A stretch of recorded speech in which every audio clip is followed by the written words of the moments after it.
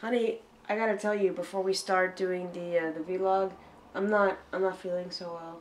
I think maybe I'm sick with something. I came out of my chest. Ironically, in this one, aliens burst out of places that are not chest. Your butt? No. This one, you've got one guy gets killed by something that comes out of his spine. Another one comes out of the throat. Actually, I can see the throat. It's like, I can't get it. Well, actually, it comes up out the mouth. Ew. Okay, Guess what she saw? she didn't see it. I'm revising. I've got an exam on Friday and one next Friday, so... Plus, you know, she doesn't give a shit about aliens. So. I don't, though, actually, sorry. There's a reason I didn't go to see this earlier than... Because this has been out in the UK for over a week now. It has? Yeah. Okay. There's a reason I didn't, be excited about this was because I was at the midnight screening for Prometheus. It had an outstanding trailer, though it was a rip off the original Alien trailer. And I was so badly burned, I was like, I don't give a shit. So I deliberately waited over a week to see this on the half-price night. How do you feel about that decision? This is the microphone, by the way. The first 2/3 of this film are essentially a slightly better version of Prometheus. And the last third is a worse version of Alien.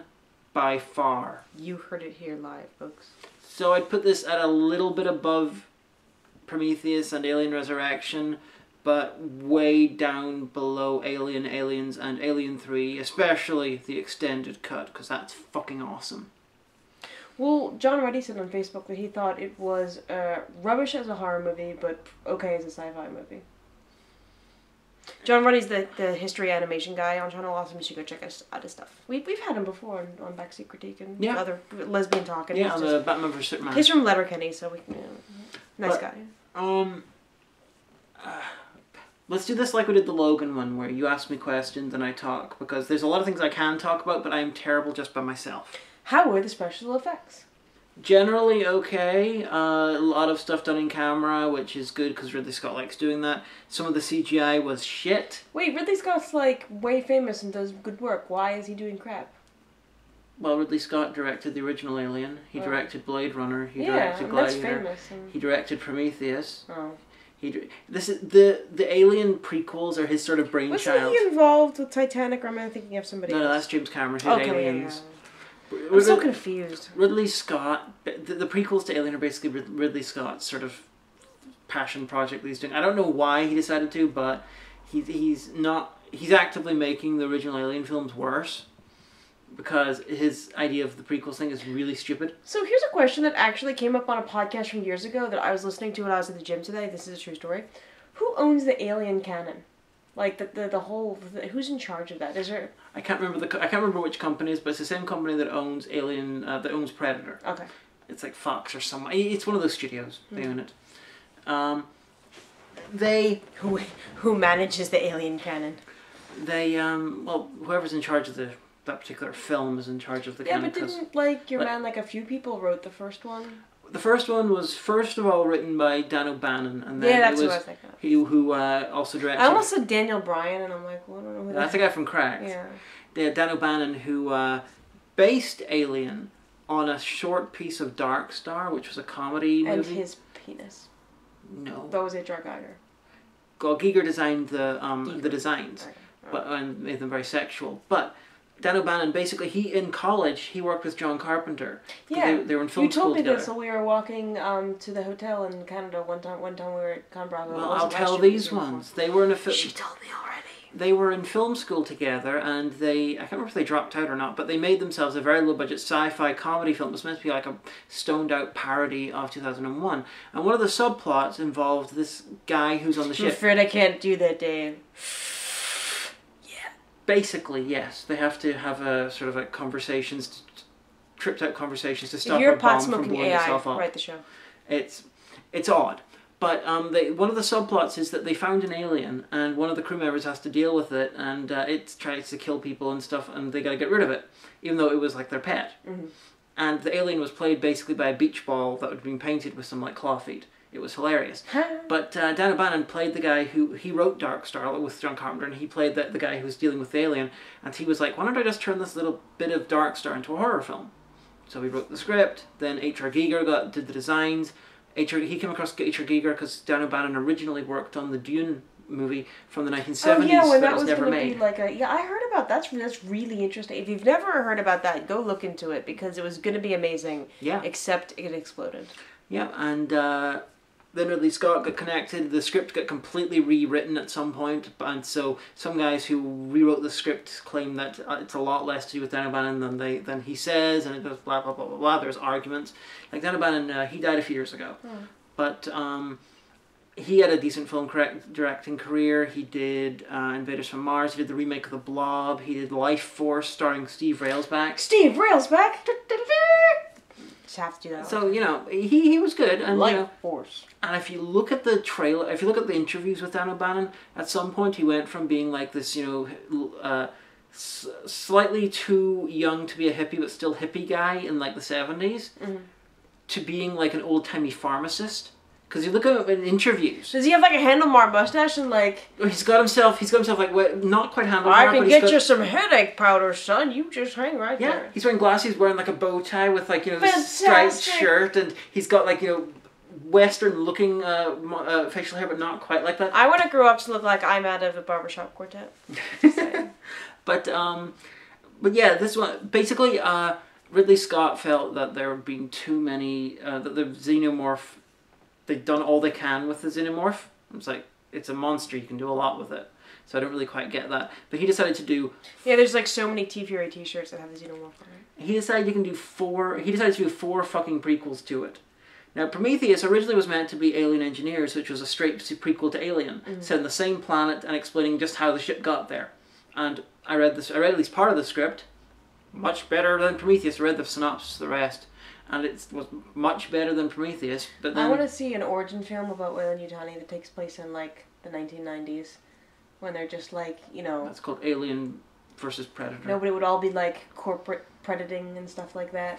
And then it'd be like, someday we'll catch us an alien. Well, dun dun dun. Well, in Prometheus, it's just the Weyland Corporation, but in this one, 10 years later, it's Weyland-Yutani. So I think the implication is that Yutani got to do a merger with Weyland because they sank so much money into the Prometheus mission, and so they were in trouble.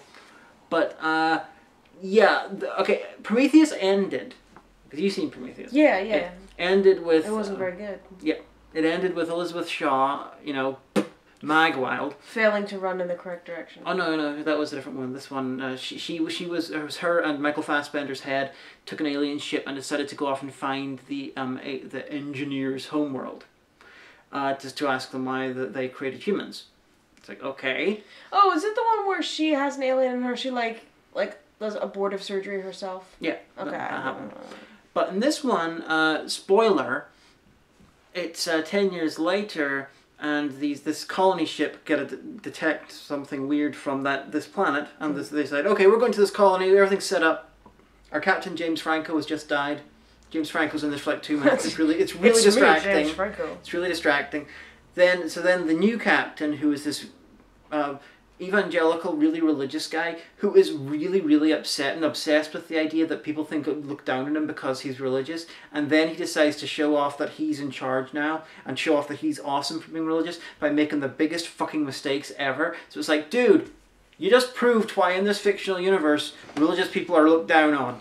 You're the biggest idiot in this series. Because he decides, okay, we got this planet that's been surveyed, we're going there, everything's been set up, this has been worked on for decades, then without any authorization from anyone, he decides, no, we're going to go to this planet instead, and then we're going to land on that planet because there might be a thing from there. Maybe Jesus is there. And then we're going to go out into this planet without spacesuits. And then my people are going to start stepping on an equivalent of mushrooms and get things in their brains which then burst out of them later on. And and he's like, oh no, somehow this is my fault. Okay, basically... I hate when people make stupid decisions. After they flew off... In real life and in television. After they flew off at the end of Prometheus, apparently David, Michael Fassbender, he got his body back. We are assassins. Yes, we are assassins. She attached his... I have to say that now every time I think about him. She attached his body to his head again, and then he decided to greet the fact that greet the engineers when they arrived at their planet by dropping a bunch of alien genetically engineered weapons on them, which wiped out the entire planet, wiped out every single piece of animal life form, and then he killed Shaw, which, you know, to be fair, that is the least villainous thing anyone has ever done in the Prometheus-connected movie. And he then dissected her and apparently used parts of her genetics to create the xenomorph. But is Sigourney Weaver in it? No. Oh. It said so. I don't know how long it is before the original Alien, but She could have a cameo as like a computer. as a fetus. Yes. I don't know how far before it is, because this one, it's ending with the colony ship going off and, you know, evil robots. Sure, it'll be grand. It's going off to the original place. A lot of the actual crew are dead, but there was a lot of colonists basically being treated as cargo, like frozen. Do you want to know something cool about the Alien franchise? I say to the audience and you. Okay, so one time I came downstairs. I lived at Teddy the Minion's house, and the Avatar of Decent Humor was sitting there with the cat perched right here. So all you could see was like her nose and her eyes, and one hand like this, like nervously stroking the cat, and then yeah, Jesus, oh, frick. And I was like, what are you doing? The alien is coming! Because she's playing Alien Isolation and apparently, like, learns what you're doing and, like, learns how to track you down. So it's like, oh, okay. So I'm, like, making dinner. I'm like, oops, add the onions. I'm like, Jesus Christ, goddammit!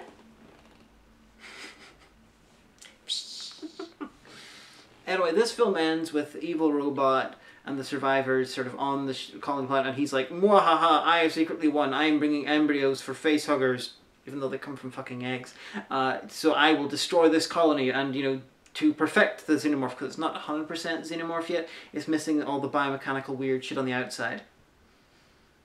But what if the xenomorph fought the Thing from the Thing? I think someone actually did a YouTube video about that. Ha! Where they were trying to work it out. I assume that the Thing would win because it can absorb fucking anything. I read a fan theory on the internet the other day that said that the Thing was actually a good guy. That it was like shocked that like it came to this planet and like none of the life forms knew how to life form correctly. So it's like, don't worry, I'll help you. Oh, you're trying to kill me with fire. I think I read about that. Yeah, there's a good alternate take on it. I think that's funny. But okay. To be fair to this film, the biggest stupid act they do is going to the planet's surface. Well, going to the planet at all, but then doing it without any fucking spacesuits. Like, if it's been decades of research and so much money sunk into going to that one planet, why did the crew not, like, contact their sponsors or, like, mutiny? The captain just decided, and they're like, okay. Plus, they literally... Then they deserved it. Plus, thanks to a solar storm thing, which killed some of their people, they didn't want to go back into the sleeper pods. And this one was like 2 weeks regular journey, and they were like, okay, we can avoid the fucking sleeper pods because people died in them, like fire got inside them and it killed the captain. Killed James Franco. Maybe he had other commitments. But, yeah, going down into the planet without the spacesuits, that was the single biggest stupid thing in this. Like, that is probably bigger than any single bit of stupidity in Prometheus. However, this one had less amounts of stupidity. It just had one or two giant ones. So statistically speaking, there was a lower instance of stupidity, but a higher quality of stupidity. Yeah. You could draw a regression line of stupidity. Yeah, and the first time, okay, you've got all them, several people get killed off, and then their lander gets blown up, and then they end up getting attacked Velociraptor style by a bunch of beluga whale looking neomorphs, which are ones that burst out of anywhere but the chest apparently. And then they're rescued by David, who has gone completely crazy after, you know, killing Shaw. Because apparently Ridley Scott wanted to do a film which was basically Shaw and David, and then resulting in him going crazy and nuking the engineer's planet. And that would be an entire story. In this one, he just skipped that, and he's like, oh, by the way, she's now dead, she's been vivisected, she's been, you know, mutated upon, she's been, had all sorts of terrible things. He genocided the engineers, he's also crazy and thinks he's God. Let's talk about consent in your vivisections. So, there's talk that he might do a prequel to this one about them. Oh, I couldn't care. Honestly, that sounds like a much more interesting story than what we got here, because they come to the planet, people die, David rescues them, takes them to the engineer home city thing, which... I want to see xenomorphs on Earth. Why? I don't know, it would just be more interesting than... Because like every Aliens movie, like, something's happening out there that could make someone some money at some point in time. Let's just keep funneling money into killing people. I don't see why we need to see it on Earth though. I mean, because it would be exciting. At this sort of working class point in the future, Earth is just a nondescript crap part of where humans are. Boo. But xenomorphs make a castle on the moon. So xenomorphs don't build things. They could. I'll tell you. Sorry. Their little inner mouths could hold wrenches. And they use secretions and they sort of turn places they take over into nests, sort of like insecty. But they get it's easy wrenched. They go into the capital place of the engineers, where there's a bunch of guys sort of Pompeii-like, sort of like after David obliterated them, and David's like, oh, we're perfectly safe in here, and then this sure, it'll be grand. This woman goes off to take a shower. Apparently, this is the welcome to the capital of the alien civilization that they've all died horribly. I really gotta take a shower. Sorry, not a shower. She finds a running water thing and starts cleaning up her wound and starts cleaning herself up. Because it sounds like the new Gorillas episode. So to be fair, later on at the end, right after most of the crew are dead, these guys are like, well, we clearly got away from the aliens, let's have sex in the shower. Oh no, monster! That happens later on. But this woman, she goes off and she comes face to face with one of these neomorph things, and it kills her by biting her head off and then leaving her head like in this pool of water. And then David... Did it like spit it out again? It's like, oh, see it biting her, and the next thing you see, her head's floating there and her body's there. Oh. So apparently he did spit it out. Okay. Then David's like, oh, I'm going to deal with this. Oh, this is fascinating. Oh, these things can clearly get in here. I did not realize this for some reason. And what's really weird, his base inside the capital of this place, he's only been there for 10 years, is very, very sort of, it lets in all the damp and it lets in all the wind. You'd think some sort of future civilization that, millions of years ago had the capability of genetically engineering us from across the universe would be able to build fucking airtight seals. You know why? Because they were the original Northern Irish. Everything's full of damp and wind in this country.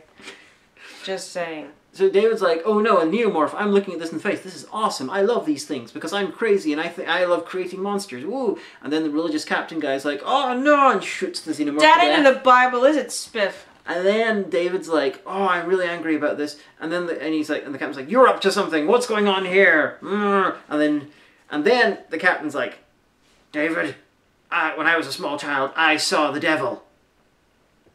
I want you to tell me what you're doing.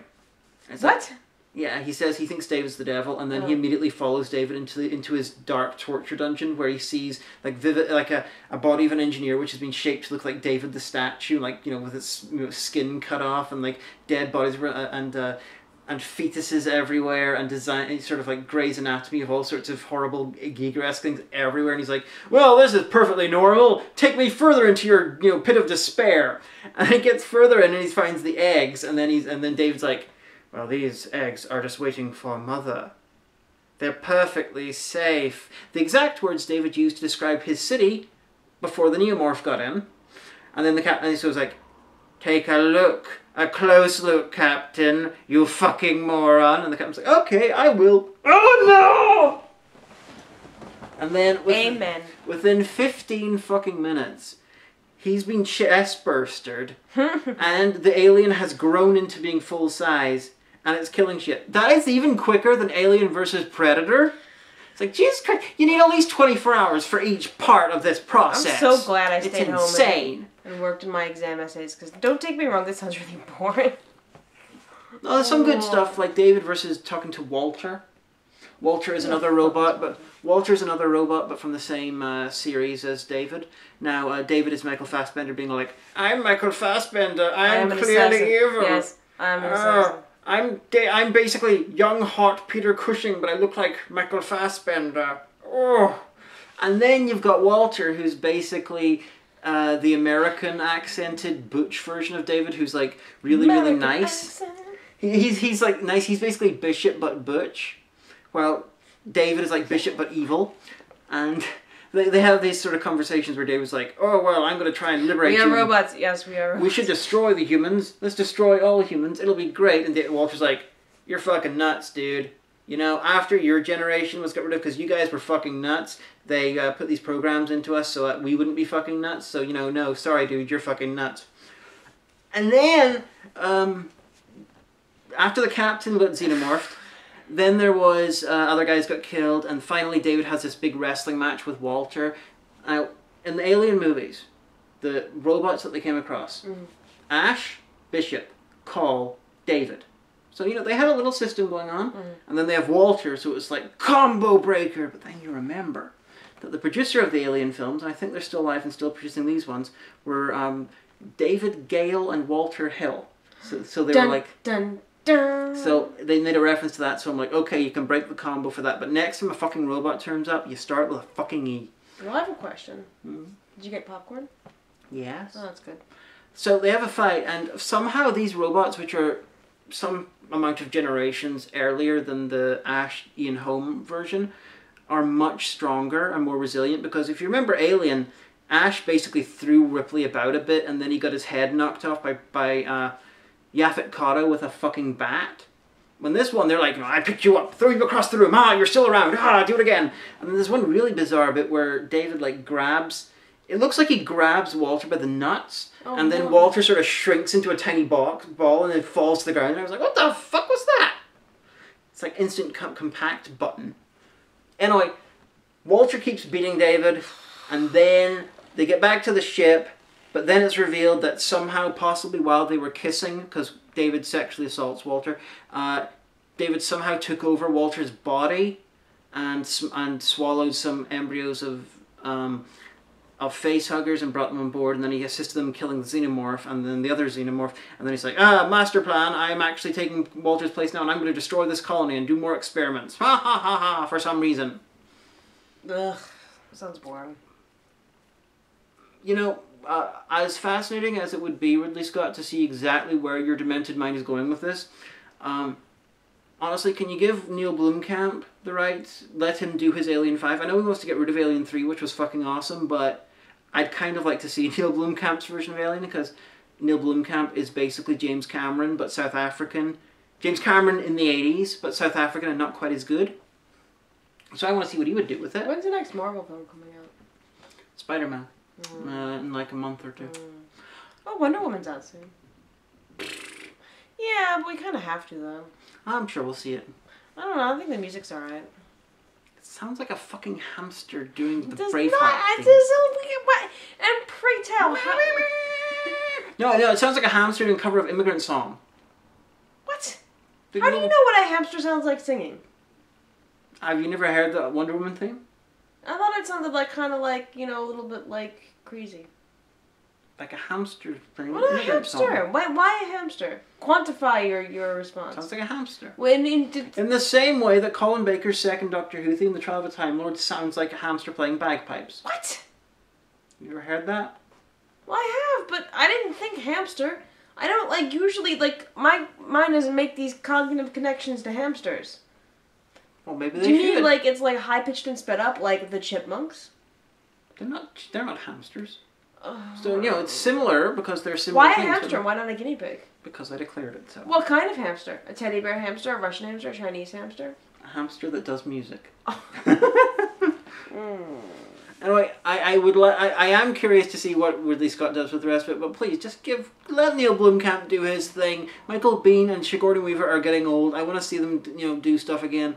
Also, I've mentioned this on Twitter, I really want someone to do a Rogue One style movie about the colony Hadley's Hope from Aliens. You just need to have, okay, this is how the colony was destroyed and how Newt was the only survivor. How awesome, just no other survivors, just everyone dies. Would that not be great?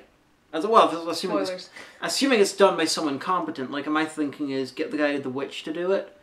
He's very good at sort of isolated horror, full of people going crazy in bad situations and weird shit happening, and there's no way out. He's good at that. I feel better now. It's not very good. It's should people go see it? On par. It's probably on balance better than Prometheus, but Prometheus was prolonged and varied in its stupidity. Should they just buy a T-shirt with a wacky xenomorph on it? No, the xenomorphs in this actually were the worst parts of it. From T-Fury. The stuff... Support T-Fury. The stuff when this turns into an actual alien film is its worst part. I don't know how that's possible, that a Prometheus sequel gets bad whenever the xenomorphs actually get involved, but it happened. Jesus Christ, that's sad. You know what would be really great if someone did fan work, like celebrating the stupid religious captain with like a xenomorph, like one of the old saints like this. I think that'd be really great. Somebody get on that, post it in the comments if that's you. One of the nice little touches for this, though, you have the colonists, but then all of the crew are married couples. Because they want... That never works out good. That's just a recipe for the idea drama. is because they're all going to be taking part in the colony building. These Quickly, are people trained to reproduce. Do these things. Well, yeah, basically. It's basically a Jamestown situation. Okay, fair enough. So, you had everyone with except couples. with, like, astrophysicists. Yeah, although I'm surprised they didn't have they any... carved Croatan in the side of the spaceship. I'm surprised they didn't have any backup crew members in the actual colonists, because they had these colonists as cargo. But they were still just in sleeping things like the rest of them. Surely in case there was an accident, they would have had people who can also fulfill their jobs on ship, who were just like backups. But apparently not. What do you know about colonization? Not as much as Jesus or Waylon Yagami, apparently. Just goes to show. So, Why was James Franco in this? It was just distracting. Maybe he was walking by at the time. They're like, hey, do you want to be in the next Aliens movie? He's like, alright, got like, what, 10 minutes? Yeah, That's sure. how the guy who played Noel Coward in Red Dwarf got the role. Yeah. He was an old friend of Chris Barry's, and he's like runs into him just before he goes into the studio and was like, hey, do you want to come along and film? Sure. That's where Kill Bill came from.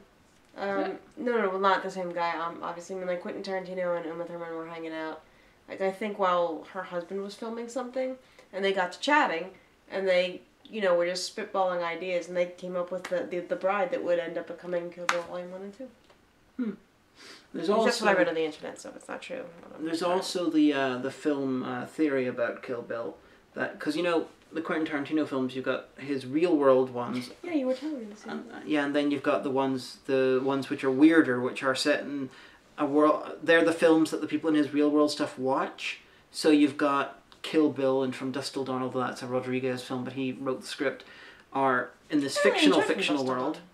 And then you've got Kill Bill, and then you got Reservoir Dogs and Pulp Fiction and all are in the real world one. Now, but in Pulp Fiction, Uma Thurman's character talks about how she filmed a pilot called Fox Force 5, which was about these sexy assassin ladies who all had a super team. And the fan theory is that in the universe of the Kill Bill, where Kill Bill is a film, because it is a film really, but in the Pulp Fiction universe it's a film. It's a film adaptation of this pilot that she did. Oh, that's kind of cool. I need to rewatch them. Because I saw the first one in the theater and we were so upset at the end. Like, we have to wait till them to make the sequel? Jesus Christ! But no, I really And the sequel was enjoyed crap this compared to the first one. Yeah, it isn't as good. But, yeah, but the, this was not very good. You should probably watch Kill Bill 1 and 2 instead. They're probably better.